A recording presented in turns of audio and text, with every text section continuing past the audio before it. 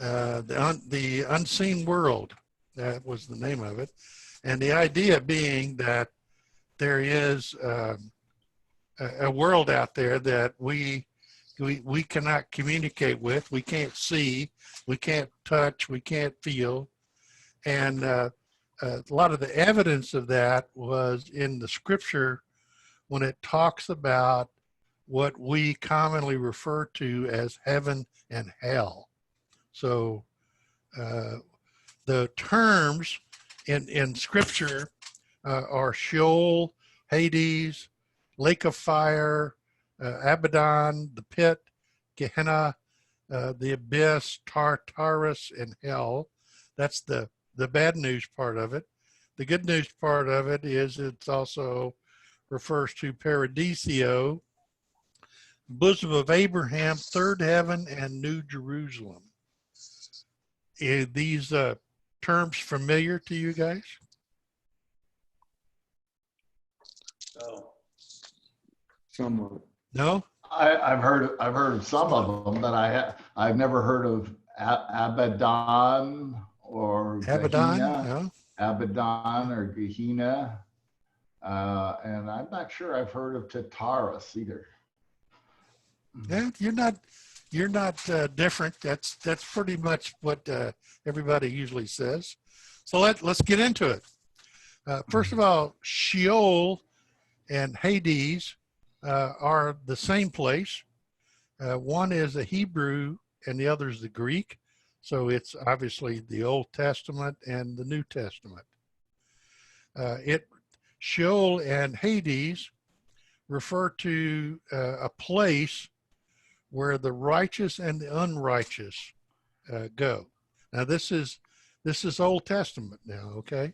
So in the Old Testament, which was prior to the Messiah, prior to Yeshua coming and doing his saving work for us, that when people died, they went to this area below called Sheol, and it was also referred to in the New Testament as Hades.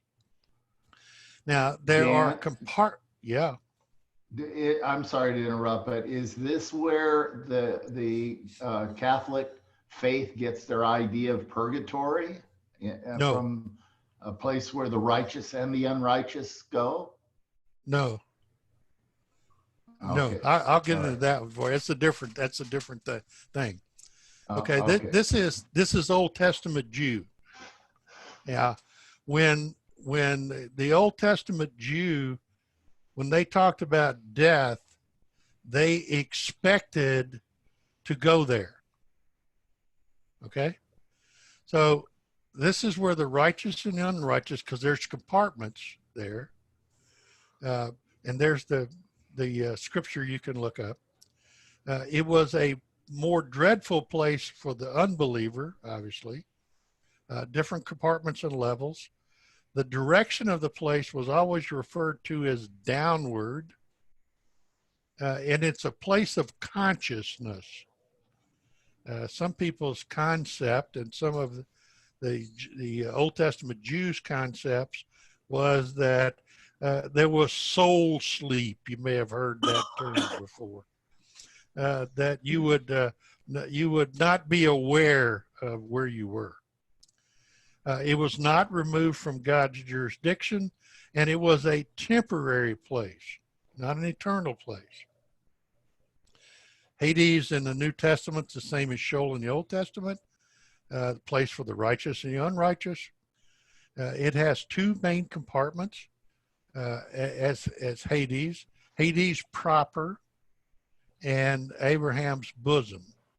Now, Hades proper, I'll show you on the chart in a minute, is where the bad news side, and Abraham's bosom is the good news side.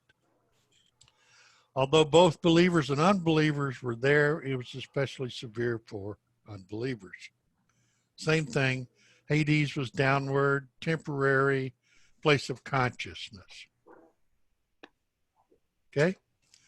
Now, in the same vernacular, in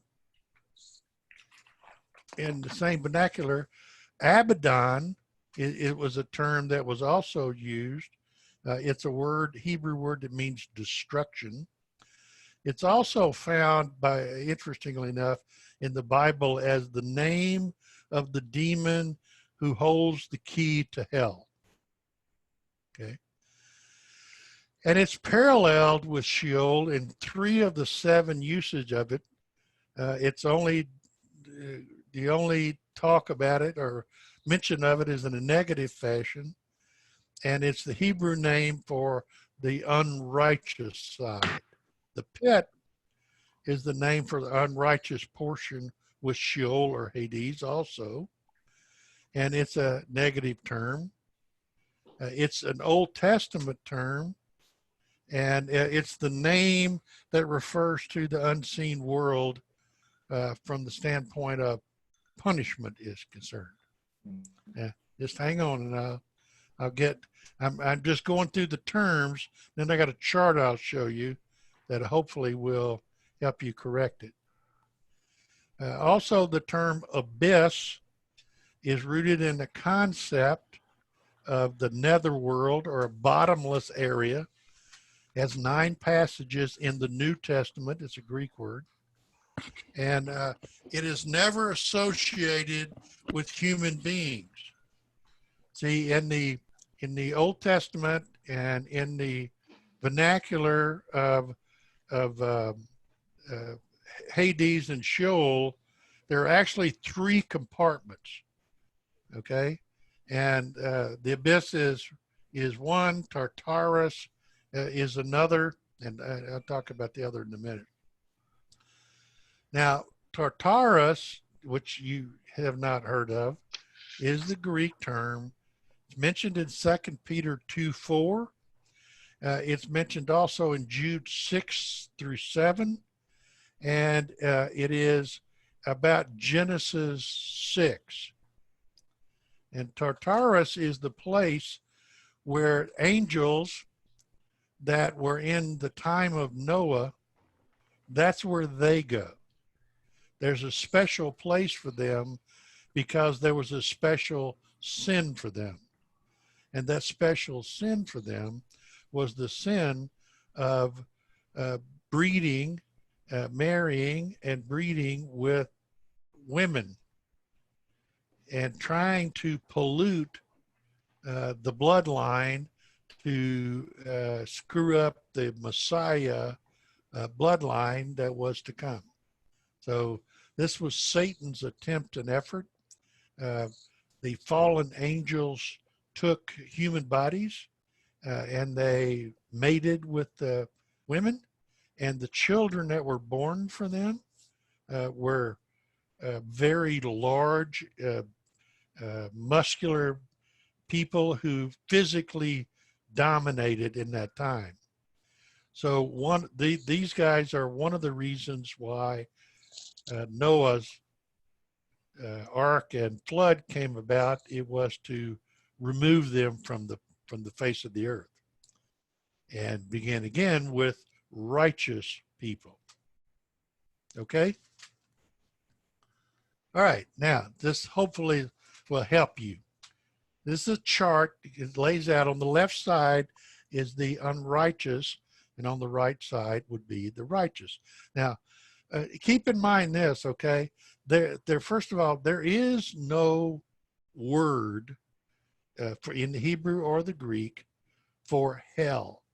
So the word hell does not appear in the scriptures.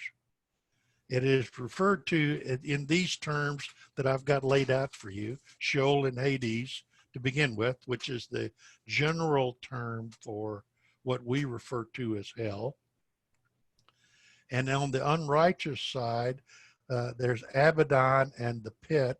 Abaddon is the proper name for that area, and the pit was a descriptive name for the area. So of that, there's 3 compartments. There's the abyss, there's Tartarus, and there's Hades proper. The abyss is where fallen angels go. That's where the demons reside. Tartarus is where what was referred to as the sons of God, which was these bad guy angels that bred with women. And Hades proper is where the unsaved Old Testament people, that's where they went.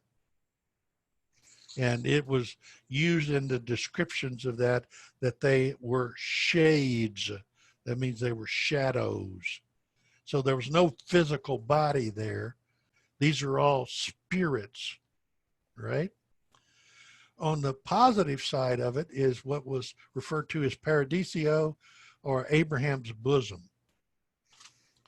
Now, you remember in Scripture, there's a parable that is told, a story that's told about Lazarus dying, and in that he spoke with a guy who was in hell, and there was a chasm, which is what I show as this white area, the space between the two. A chasm existed between the two. The idea being that this guy that was in hell, Hades proper, was saying, I just want a drop of water on my tongue, and go tell my brother and my family where I am, so that they won't to be like me and end up here. Do you recall that in the Scripture anywhere, guys? Yeah, absolutely. Okay. All right. Paradisio is also the place where Jesus took the thief on the cross.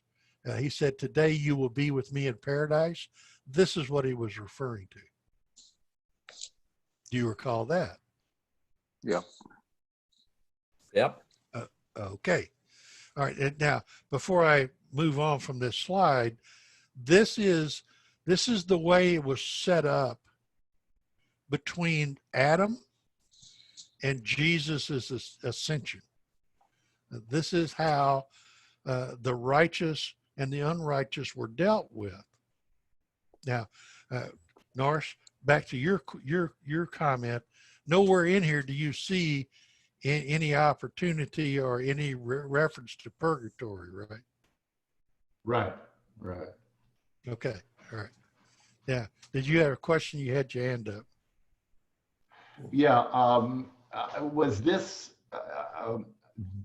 set up, or this diagram that you've got here, was this something that was fairly well known by religious people at the time of that Jesus walked on the earth? Was this sort of the understanding of the Jewish scholars and the Greek scholars as far as what they knew of the Jewish religion and stuff like that? Was this sort of well known throughout the general population? Well, it was known. I don't think it was well known. Okay, but Okay. it was known, and it was known because these terms that I'm using here are their terms out of the Old Testament Hebrew. So, Okay. you know, if they're in there, then they were there because somebody put them there, and they read them, talked about them. Now, Yeah. is this from Adam to Ascension? Is that the name of a title of a book, or where No, it's a did this time information? This is the time frame. Where did this information Oh. come from? Right. Is that what right. you asked me? Yes. Yes.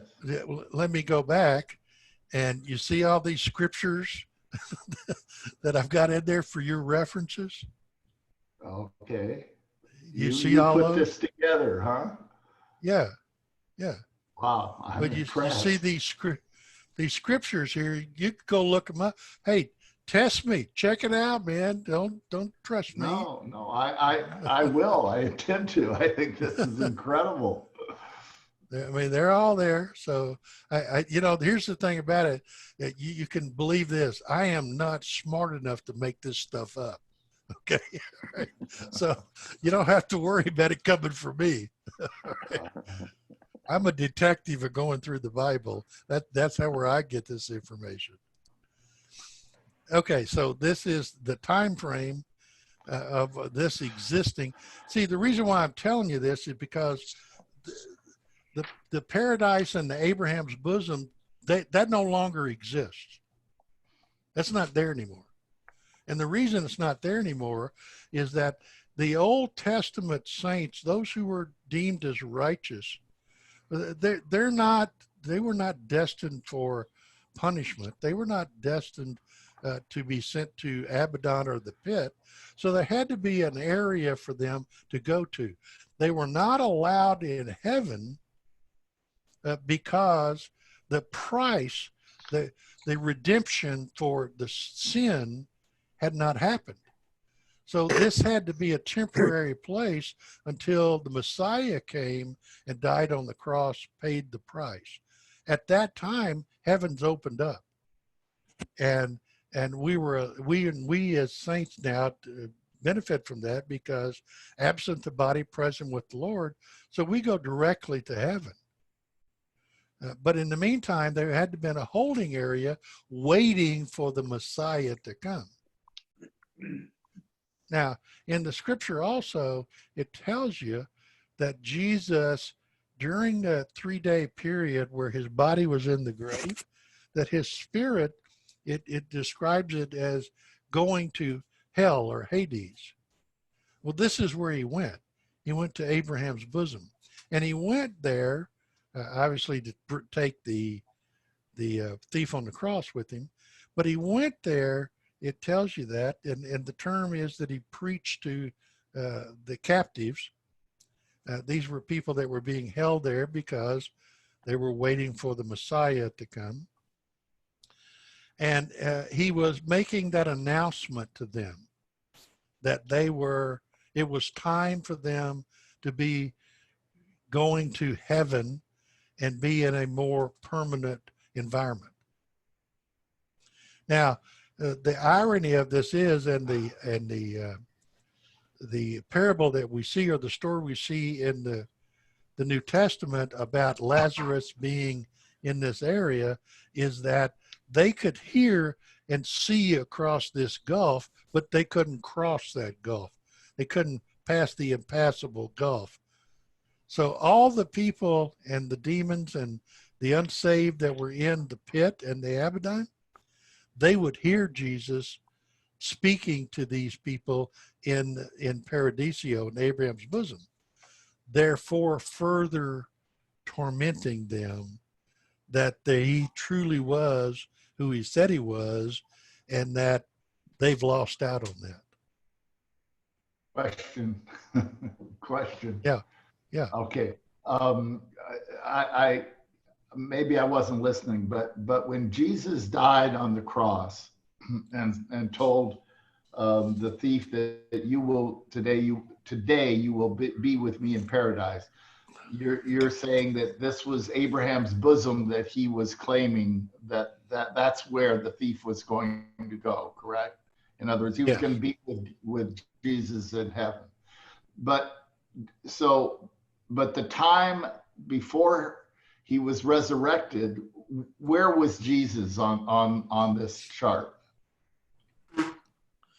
He was in paradise for a while.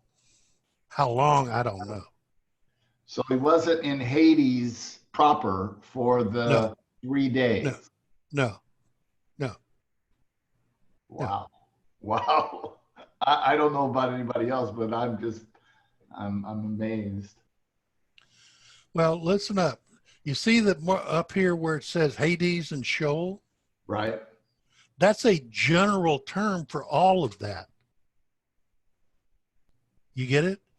So this is like, get it, but I'm seeing what you're saying. Yeah. What I'm saying to you is that when the scripture says that Jesus went to Hades, which some translators use the loose term hell, he actually did, but he went to a compartment, an area of that which housed or which collected the righteous or the saved saints. He did not go to this area on the left the area of punishment. He went to the area where the Old Testament believers, the Old Testament righteous, were being held, not held, but gathered. You follow me there? Well, where do people on this chart go who don't believe in Jesus when they die? Are you saying that they also go down on the right-hand side to Abraham's bosom, or do they go? Norris. You see where it says Hades proper? What Yes. is that term under Hades proper? What does it say under Hades proper? Unsaved Old Testament people. Yeah, is that the people you were asking about? I was asking about unsaved people in general, today's day. Wait a minute. We're not talking about today. Remember, this is from Adam to the ascension. Okay, all right. I'm getting the. So this is historical. What we're describing now. Okay. Yeah, I'm trying to bring you up to current. Up to date. Okay. Yeah. All right. Sorry for the interruption. No, it's not an interruption. That's what we're here for. Or the people Anybody that are else? waiting. Huh? I have a question. Yeah. The people that are waiting to go, are they in paradise then? I mean, what are they doing in there? What are they doing in there? Yeah.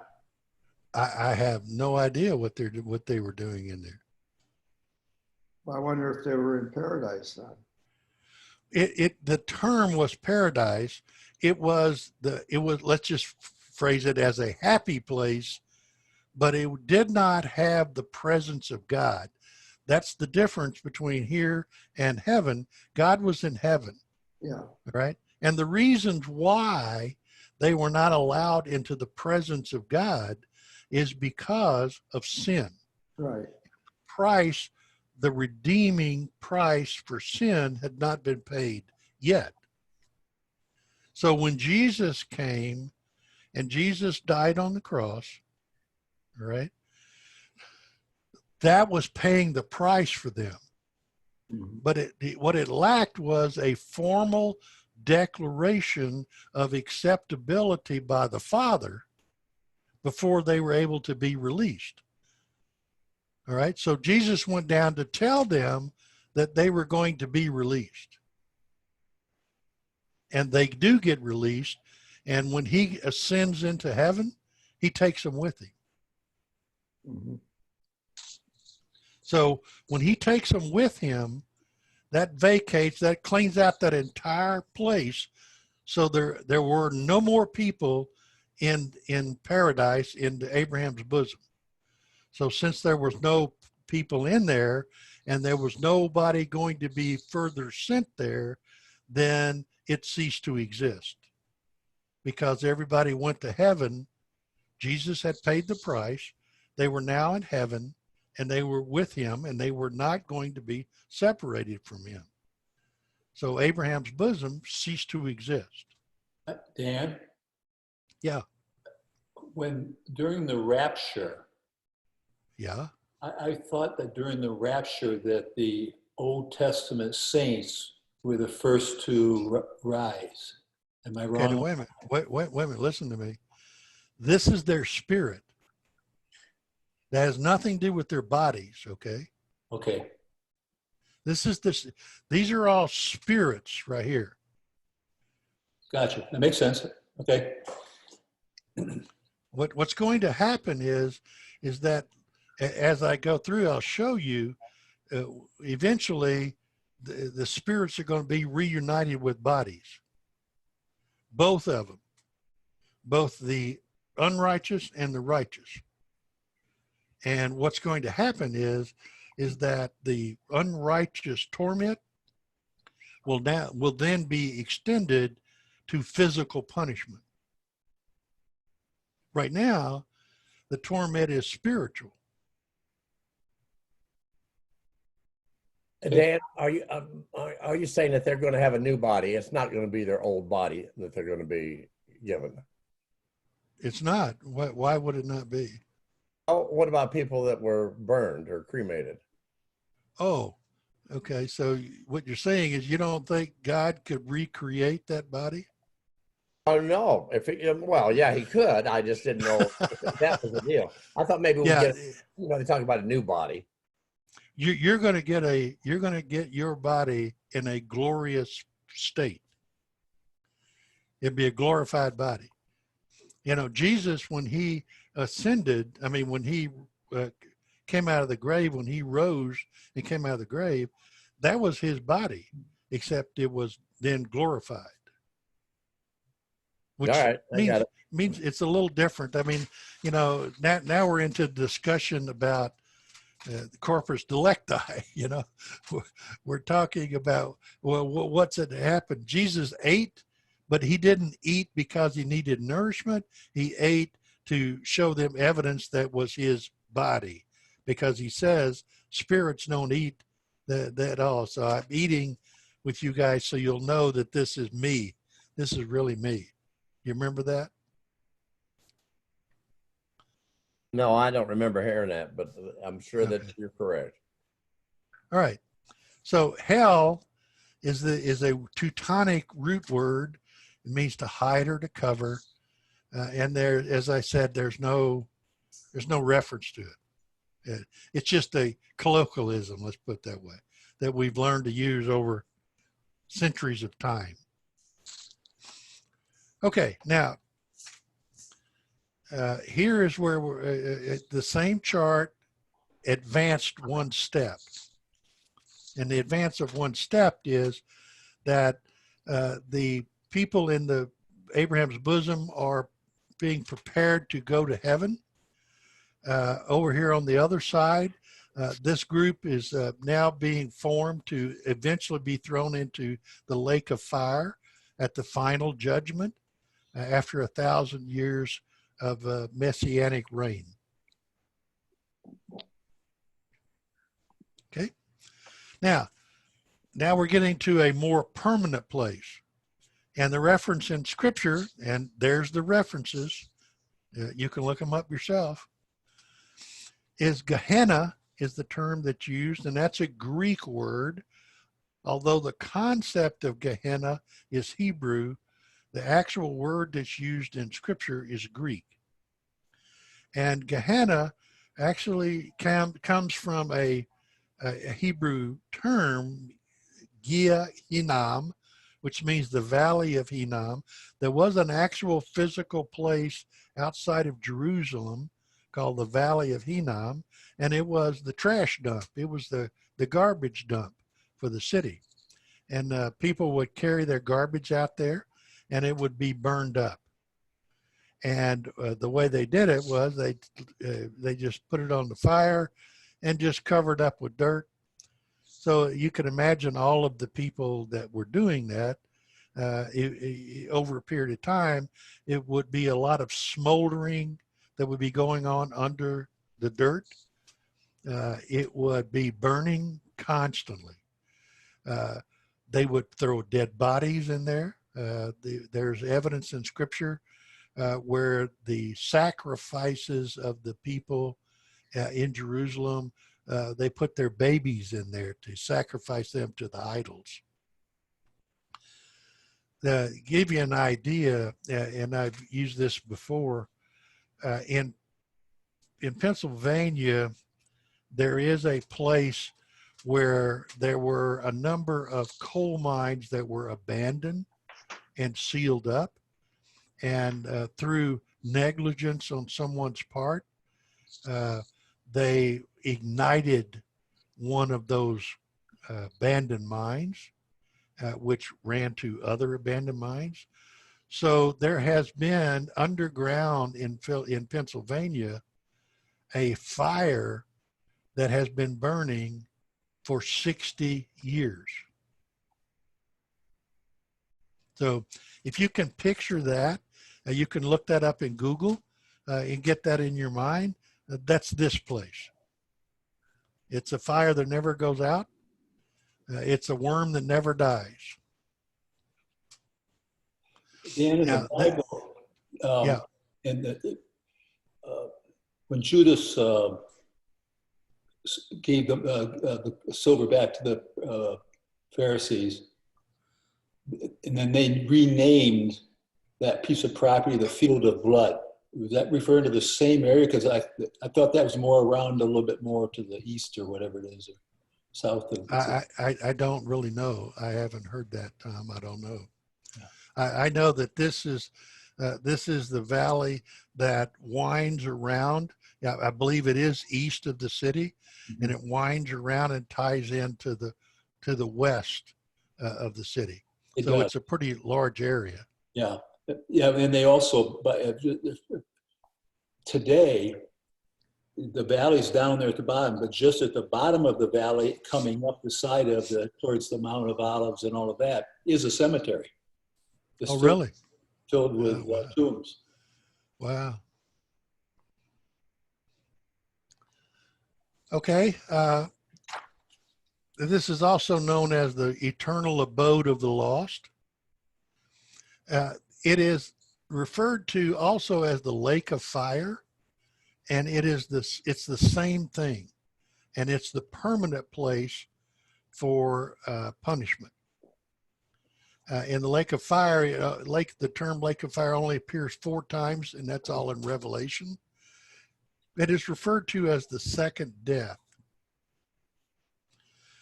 Now, Scripture tells us that both death and Hades are cast into the lake of fire.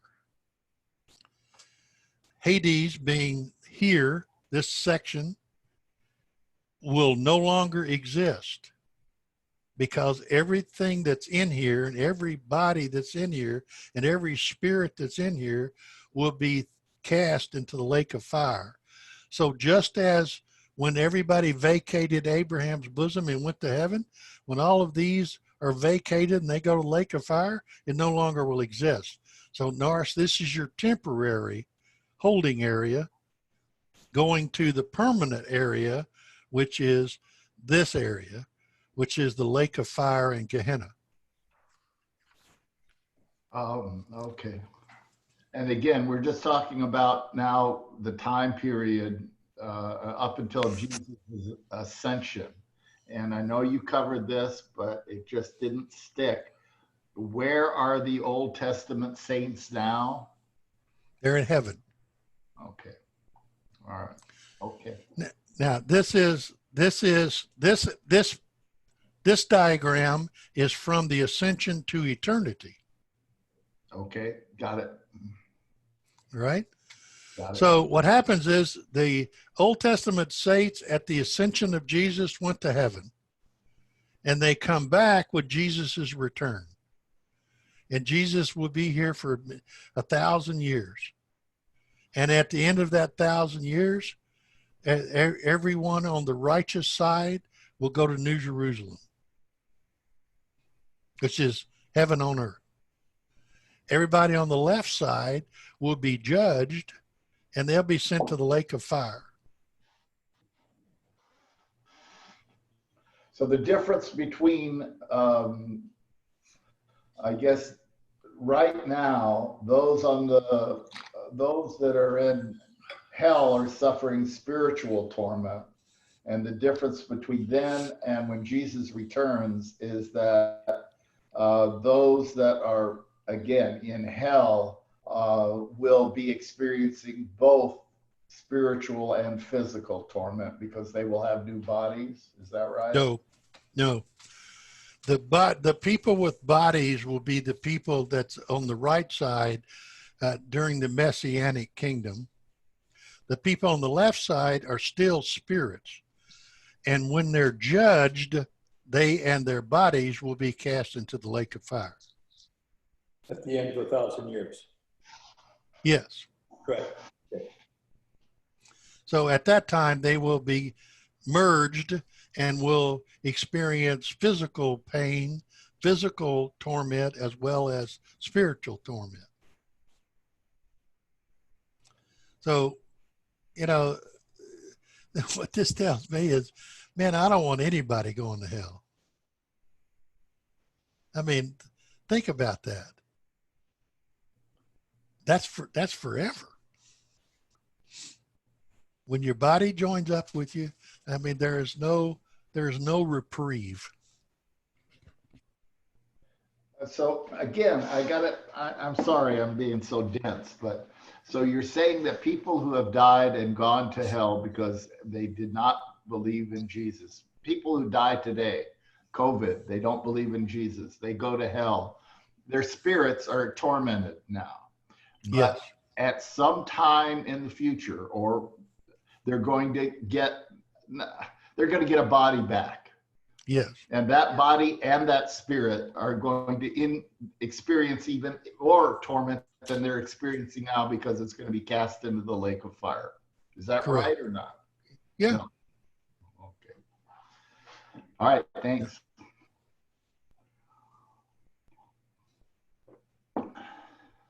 Okay, Rod, help me out. Run through this with them again.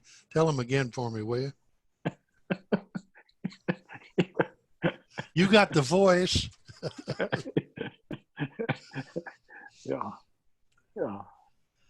I got the voice. Well, Okay. This all makes a lot of sense, and Dan, the way that you've laid this out, it's excellent. Oh, yeah, I don't know, but okay.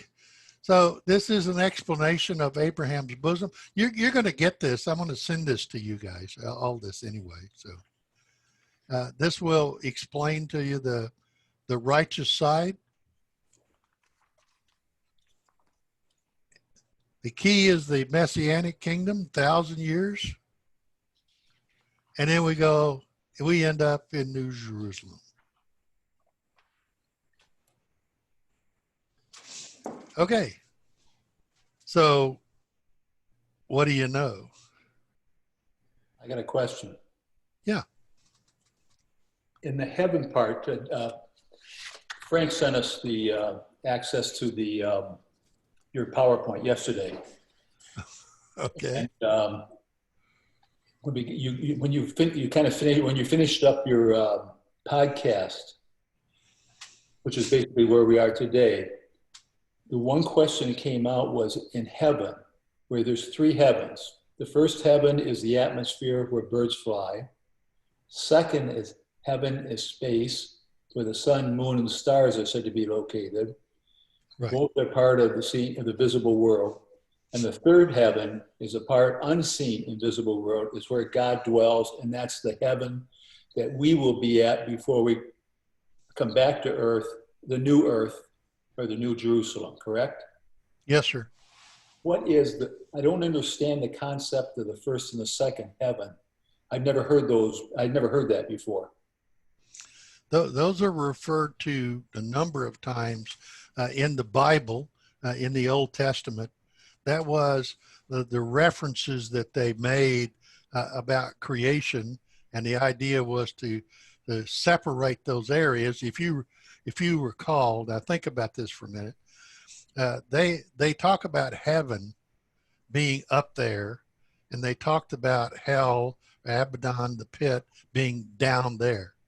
So the reference to Sheol and Hades is that it's located in the center of the earth. The reference to the other opposite side is up in the invisible area of the sky.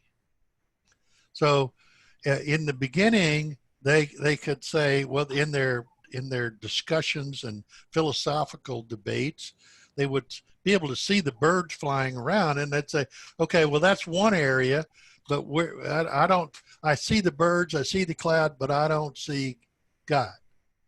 Okay. So there's an area beyond that. And that area beyond that is the area that God talks to Abraham about count those stars up there, buddy. And we was talking to him about the covenant. Count the stars, and the offspring from you will be more than those. So they were aware there was a second area or second space that they were totally unfamiliar with. I mean, you know, they had during that period of time, they just came up with telescopes, and you know they were very limited as to what they could do and see. So their knowledge base or proof base didn't extend very far into that. So then, how do you explain? I can see the stars, and well, if I see all those, how come I can't see God? Well, there must be another heaven. Are you following me? I'm with you. Yep. Okay. Well, Okay. Now, here is the, to me, the interesting part of that. Jesus ascends, right? So if he's going up and he's going home, then heaven is somewhere up, just Got it. like they thought it was. Okay. And he disappears somewhere. So that means it's beyond our sight, correct? Mhm. Okay. But it must be a place. And it must be a place because Jesus has a body. And that means that it takes space up. That, you know, it's an area of his body is an area. And so here he is sitting at the right hand of the Father today in a physical body somewhere beyond our comprehension of a galaxy. And that's the third heaven. So in the third heaven, this is where we will go. Yes. Our spirit will go there, correct? Yes. Just spirit. And Yeah. then at some point, and that's the question I have is, when do we receive our glorified body, number one? And number two, can you kind of explain what a glorified body would be? okay. Well, let me do that first. Glorified body is what you read about Jesus had after he rose from the grave. Now, it is a body that no longer functions in the same fashion that your body functions in, because it no longer needs nourishment. So you will eat, but you won't eat because you have to eat. You will eat because you want to eat, because you get to enjoy the blessings of what fruit tastes like, what food tastes like, what desserts taste like. I mean, you get to do that as a blessing and a reward for you, but not as a necessity for you and your glorified body. So we'd be able We to know, walk through walls. I'm sorry. So we'd be able to walk through walls. Yeah, that was my next thing, is that somehow or another you're able to dematerialize and then materialize. Okay, some scholars and philosophers accept the thought that when Jesus came to see his disciples behind locked doors and he appeared to them, that thought concept that they have is that there's another world, another dimension in which Jesus was existing in. Okay. And so all he did was step from that dimension into the third dimension, which is where we are right now. Now, I don't know that, and the Bible doesn't refer to that. That's a philosophy and a scholar, some of the scholars' thought patterns, that there's that possibility that exists, that this unseen world is a parallel dimension that's going on and doing it. And where they get that is they get that originally from the concept that the demons are with you right now and we just don't see them. So if that's the case, then perhaps they're in another dimension and that's why we don't see them. But they see you and they hear you and they know you. So you know what? Satan has a pretty good advantage because he sees you, knows you, and he knows exactly what he needs to dangle in front of you to entice you. Because he sees how you operate. He knows what you get turned on about. Yeah, Norris. Well, what I've been, am I on? Am I unmuted? Yeah, okay. what I'm going through as I'm listening to the discussion is, I think, we have these mortal bodies, we have these physical bodies, we have these bodies that feel, see, smell, taste, everything else, and we're using human language to try and describe experiences and occurrences that really perhaps can't be described, because as we think about these things, we're trying to give them some kind of context that we can relate to in our physicalness. I would probably tend to, right now at least, until I keep studying this, and I'm going to, tend to agree with your philosophers who were talking about a different dimension or something like that, because that seems to offer, at least to my mind, a little bit more reasonable explanation as to how these things can exist at the same time. But I'm fascinated by this. This is just amazing. I agree with Frank that this certainly gives me something that I should really go back and listen to, which I'm sorry I haven't done so far. But and along with listening, look at your charts and everything like that. So Well, that's we are taping this, and so Frank can send that to you whenever it gets finished, and so you can have it where you can play it over again and you can hear our conversation and what was said along with the graphs.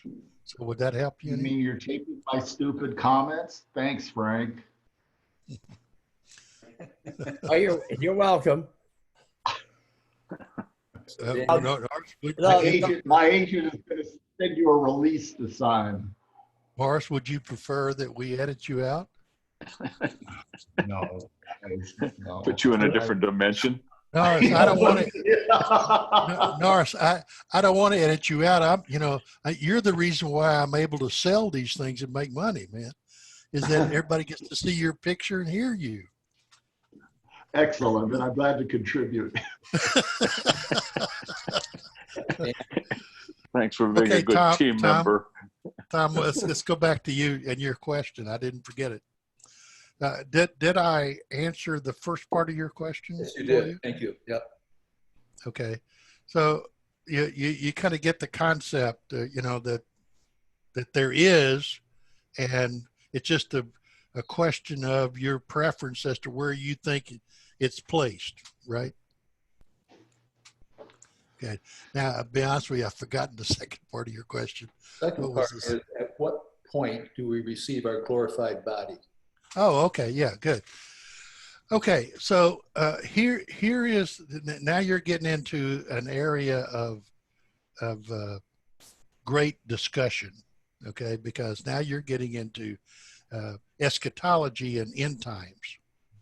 So one concept in following, especially Thessalonians, is that we are united with our bodies at the rapture. Okay, so at the split second of time that you're whisked to, if you're still alive now. Wait a minute. Let me qualify that. If you're still alive at the rapture, you are taken up because it says that Jesus comes back. He's in the air, and you'll see him, and you will be called to him, and you will go to him. That means you and your body will go. Okay, so the question is, everybody is to die but once. So if you are raptured with him, and your body and your spirit is taken simultaneously to him, then you don't die, right? Mm-hmm. I mean, that's the terminology and the vernacular that we have. So that now you have to get into what's death. Well, death is the cessation of life, which means you don't breathe, your heart's not beating, so forth and so on. right? And according to Scripture, it's the separation of the spirit and the body. So you're not really separated, so you don't really die. You know, that's part of the problem with identifying the rapture in that fashion. Okay? Okay. Now, is there an answer to that? There's probably several hundred speculative answers to that. You know, one is that in a microsecond, you know, you're dead. You know, the idea of whisking you away physically, you know, that could easily happen, where while you're whisked away, your body's unable to function, so you can't breathe, but, you know, blah, blah, blah. And then you're carried up into an area where there is no oxygen. Well, there has to be some sort of transformation of that body from being an O2 breather to being a non-O2 breather. So you can say in that transition period, death takes place. You know, I don't know the explanation. I'm not smart enough for that. Okay? Okay. Now, it also tells you that the Old Testament saints will be united with their bodies. Now, Old Testament saints are already in heaven, but their bodies are not. So the next step is going to be the raising of the Old Testament saints joining with their spirits. All right? Okay. So now what happens is, now, I don't mean, I'm not talking in terms of Mark. Mark writes in his gospel, immediately, that's a favorite word that he used. I don't mean instantaneously. I'm talking about there's a time frame there, and according to some scriptures, believers, that's a feast for the bride who has now joined Jesus in heaven. So you and your body will be sitting around the dinner table, having a feast, a wedding feast with Jesus. Okay. Then he will return. Now, according to what Revelation tells us, you know, he's bringing the saints with him. And this is when he comes back as victorious, riding the white horse, what it says in Revelation. You recall that? Yep. Okay. So now we will be in the millennial period. He's victorious. He defeats the enemies. He casts Satan, is bound. He sends Satan to the abyss. And that's the term it's used. So you now know where the abyss is. He's held there for 1,000 years. And the saints and the non-raptured people that are on earth, we will be existing. Jesus will be on the throne. He's going to be the king. Okay? Mm-hmm. Everybody remember that? Yep. Yeah. Okay. Yep. So at the end of the 1,000 years, Satan is released again. He gets to walk the earth. He gets to gather up who he can gather up. Now, as difficult as it is to believe, there will be people on the earth that have lived in this millennial period that still don't believe in Jesus. They'll still be unbelievers. They'll still turn from you. Although there's plenty of evidence, they still won't, because sin will prevail in their hearts. So then, after Satan has roamed the earth and gathered who he can gather, then everyone will be called to the great white throne judgment. And at that great white throne judgment will come the judgment of the unrighteous and the rewards to the righteous. We go to New Jerusalem. They join the dead, saved will join their bodies and will be thrown into the lake of fire. Does that So help you any? Yeah, Dan, you had mentioned those who are raptured. Right. Thessalonians, when they get to the third heaven, that they will receive the glorified body. How about those, John Schmidt, for example? He would not be raptured. Would he have received his glorified body when he went to heaven, or just his spirit is there and the body comes at the rapture time with everybody else? Or the spirit is there and the body will join him. Right. At the rapture period, or? Right. That's what some believe. Others believe they will join him at the wedding feast of the bride. Okay. All right. So the answer is we're going to find out when our spirit joins up. We're going to find out what? I said, since there's so many theories, in reality, we're going to find out when our spirit and our glorified body connect, when it happens. That's if you're dead, yeah. Yeah. If you're alive, you'll know it immediately. Yeah, yeah. I'm kind of of the belief that at my age, I'm probably going to observe the rapture happening versus during my period of time. That was good. Thank you. You cleared up things that I was. But I do have one last question.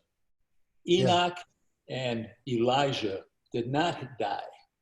Correct.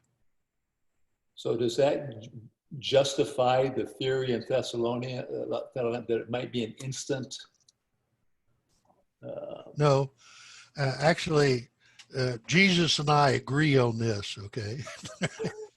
Well, that's a good. You're in good company. That's convenient. If you recall, during the tribulation period of time, there will be two witnesses that will be called to testify for Jesus on this earth, and they will be killed. They will be killed by the Antichrist. Now, it seems to me, this is why I believe that, it says that everybody is called to die but once. And those guys haven't died. I wonder why not. And the reason why is because it says they are prophets, okay? And it says that they instantaneously show up. And that means they didn't go through the birth process and grow up and mature. They were already mature when they showed up. Yep. So to me, it makes sense that that would be these two guys. Some scholars think that it's Elijah and Moses, but I have a hard time. The reason why they say it's Elijah and Moses, because Elijah and Moses showed up at the showing of Jesus' glorified body on the mountaintop to his disciples. Remember that? Mm-hmm. Peter wanted to build the tent to sacrifice and all. You remember that? Yep. Okay. So Elijah and Moses showed up there. So because they showed up there, so some scholars think that they'll be the two guys down as prophets that show up during the tribulation. I don't understand that, because they get killed and their bodies stay laying out there on the ground for everybody to see through the internet for 3 days. And if that's the case, that means Moses died twice. And I don't get that. So leaves Enoch. So Enoch and Elijah makes more sense. Yeah. Okay. Thank you. Yeah. I didn't mean to take all that time, but I appreciate it. No, as a matter of fact, I did a lesson on Enoch and I just didn't record it because they found books of Enoch 1, 2, and 3 in Qumran. And so they actually, First Enoch, the book in First Enoch is called The Watchers. And that's the story of these angels that are in Tartarus, and they're referencing they're having sex with women on the earth to pollute the bloodline. It did not. Book of Enoch is not in the Bible, obviously, but it is a place there. Enoch, by the way, did not write the book of Enoch. It's a pseudogram. It is a pseudonym that someone used for his name to be accepted. So they wrote that. But that's a frequent occurrence at that time in the Old Testament, especially. I got off the subject. I'm sorry. Good. What else you guys got? Have I thoroughly confused you, or have I helped lay out for you a little bit of orderliness about this? I thought it was terrific, Dan. Challenge. Well, That's what I say. As I said, the podcast doesn't do this. I couldn't